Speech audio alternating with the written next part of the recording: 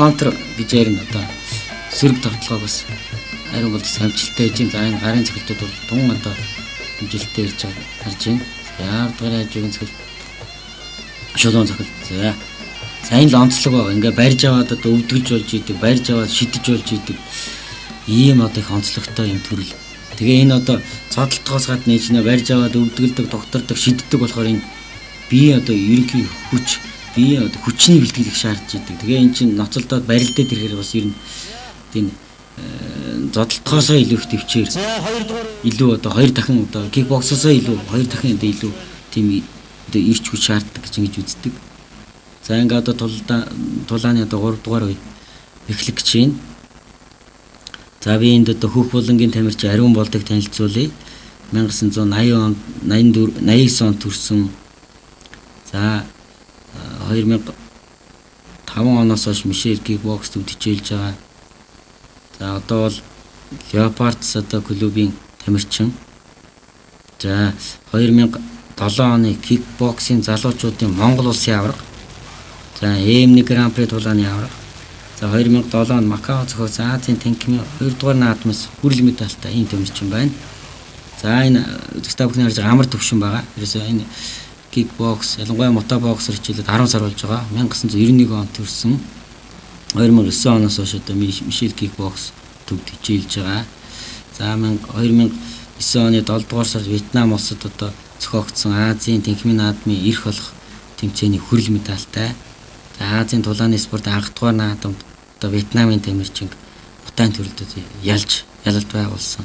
Ийм өсөж байгаа юм тамирчин. За тэгээд одоо удахгүй 10 хоногийн дараа Вьетнам улсад Азийн танхимын спортын 3 дугаар наадам гэж том наадам болох гэж байна. За энэ наадам бол спортын 23 төрөл Азийн 45 орн оролцдог ийм том наадам. За энэ наадмын аль биесний хөтөлбөрт кикбокс, мотобокс гэдэг энэ төрлүүд маань орцсон байна.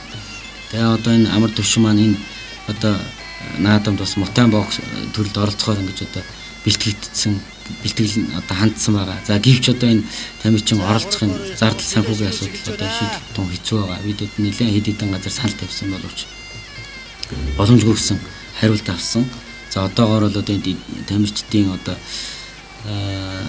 санхүү үнэхээр шийдэгдээгүй байна. Тэгээ энэ наадамд мэдээж энэ залуу тамирчид маань оролцвол бол одоо медаль авахын бүрэн одоо боломжтой. Тэгээд энэ бэлтгэлжилт тэмээ хэрэг байгааг энэ тулаанаас бас үзэгчтэй бүхэн харж дүгнж одоо болохоор байна.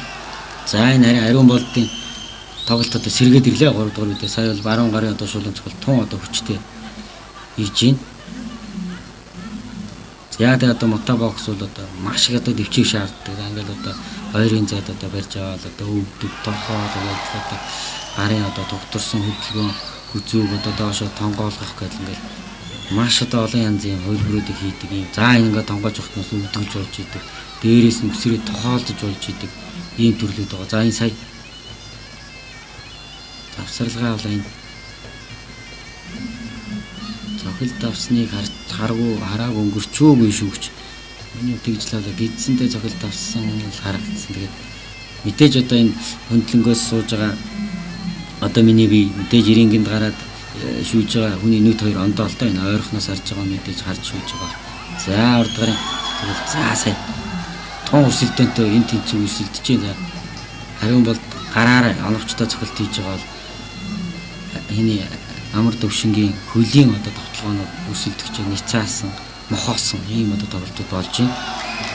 За сая гидсэн чулуун цохилт амжилттай болсон. За энэ гидсэн цохилт чуу яан дээр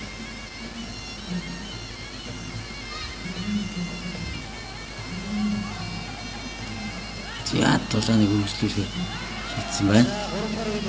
Ямар төвшин. За ийнд хоёр шулуун цогт тун аюултай хүчтэй ирсэн. За хаа шулуун цогт гидсэн ирсэн. 3 дугаар үе одоо тулааны 3 дугаар үе явж байгаа.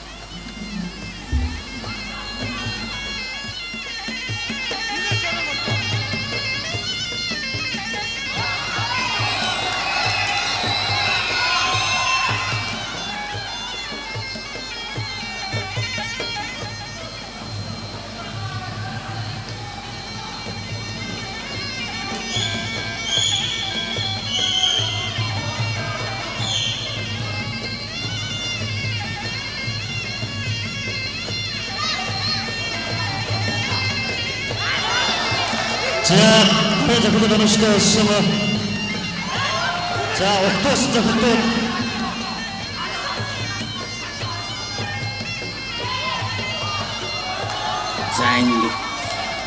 за энэ мотабокс онцлог байгаа юм. Бүтэн 3 үе одоо бисвэр зааж ингэж явж байгаа л ерөөсөө яг одоо цэник тогсно гэж ярьдаг.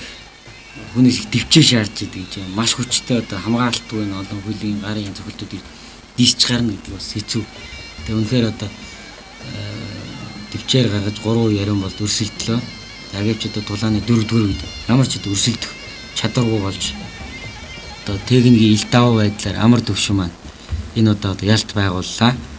За тэгээд би түрүү хэлсэн амар төвшин бол одоо хэдэн хоногийн дараа Вьетнам зохиогдох Азийн тэнгис бүр 3 дугаар наадад мотабоксын төлд оролцохоор бүх мэдүүлэг бүх зүйлээ одоо өгсөн бэлэн болцсон байгаа. За гэвч харамсалтай нь одоо энэ тамирчны зардал цанхуудаар шийдэгдээгүй байна. За бид нар шийдэхээр маш олон газар байгууллагууд хандсан боловч одоогоор бас нааштай хариу авч чадаагүй байгаа. За энэ дэсрэндээс энэ кикбоксыг дэмждэг, залуучуудыг дэмждэг энэ байгууллагууд бас залуу тамирчдыг дэмжиж туслаасаа гэж хүсье. За энэ шагналыг 2002-оос 2004 онд энэ Монголын кикбокс улаан спортын ерөнхийлөгчөөр ажиллаж исэн. Одоо манай холбооны хүндэт ерөнхийлөгч Цэрэн ах гартуулж байна. За тэгээ энэ мотабоксын одоо энэ тулааныг олон улсын одоо хэмжээний шүүгч манай Сарвал Эрдэнэ маань шүү явуулж байгаа. Тэгээ Сарвал Эрдэнэ бол Вьетнам,